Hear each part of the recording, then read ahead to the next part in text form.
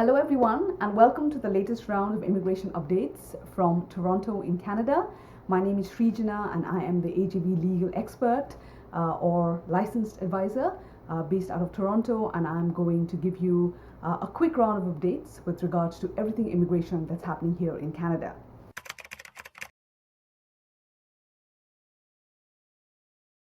We will start with what went on in the express entry realm.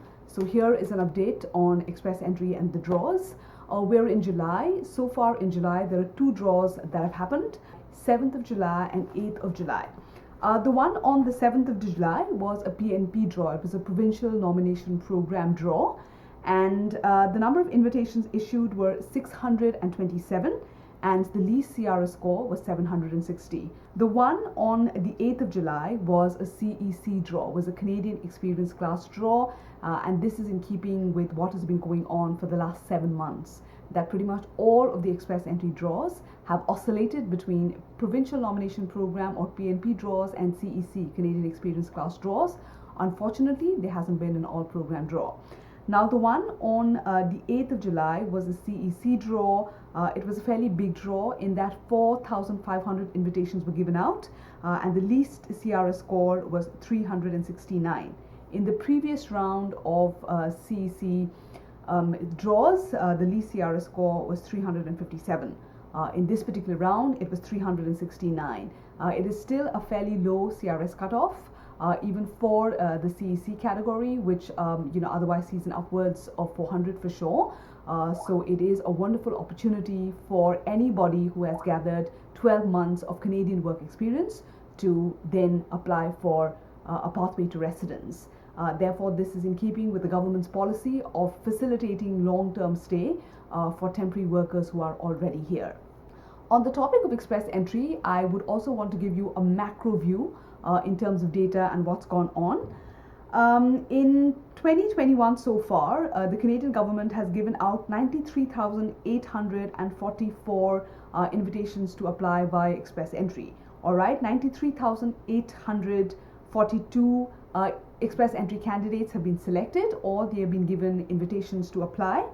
And the target for this particular year is 108,500. Of this target, 93,842 express entry invitations have already been given out. So we are filling in the quota at a very accelerated pace, and the government has in fact in 2021 invited more applicants under express entry than 2020.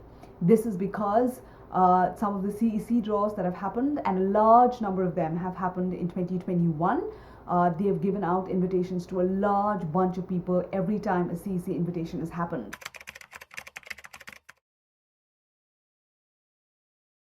Let's go to the PNP space. What's been going on as far as provincial nomination programs are concerned? The one PNP the one PNP draw or the one PNP space that was active was Saskatchewan.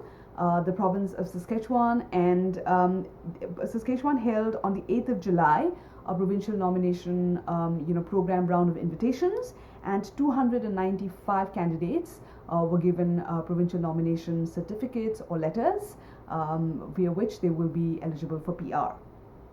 Okay, now they gave out invitations under two broad pathways.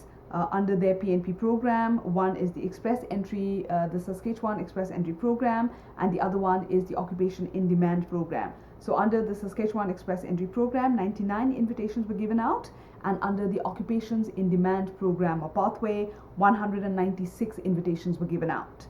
All right, so this is a collective total of 295 candidates who were selected, and all applicants who were invited have or were given out nomination letters.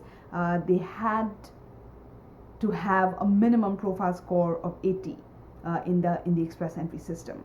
All right, now under the occupations in demand, applicants are not required to have an offer letter, or they are not required to have employed arrangement or any sort of association with the province. You have to have skilled work experience in one of the 43 occupations in demand in that particular province. In this case happens to be the province of Saskatchewan. So please, if you're interested, I would actually recommend you go to the provincial website and look at what are the in-demand occupations listed and the associated knock codes. You'll be able to find that online, or if you go to the provincial website. Fully vaccinated travelers who are exempt from restrictions will not need to quarantine anymore. The government has done away with mandatory hotel quarantine, but a negative COVID report will still be required within 72 hours of embarking on the flight/journey, and once they are here, there will be a negative test required upon arrival as well. There is no negative test required on day 8, which was earlier the rule as well.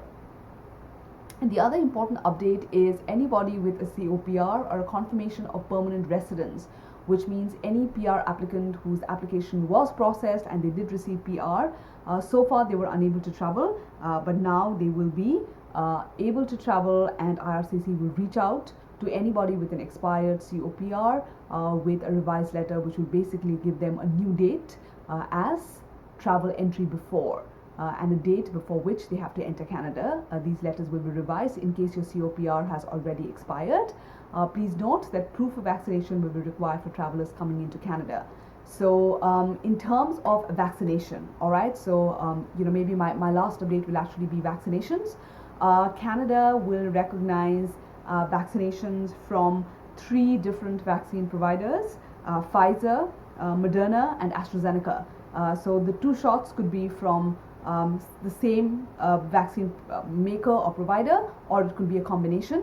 But please know there are only 3 that are recognized: Pfizer, Moderna and AstraZeneca, and the 2 shots could be purely from one particular provider or a combination of the 3.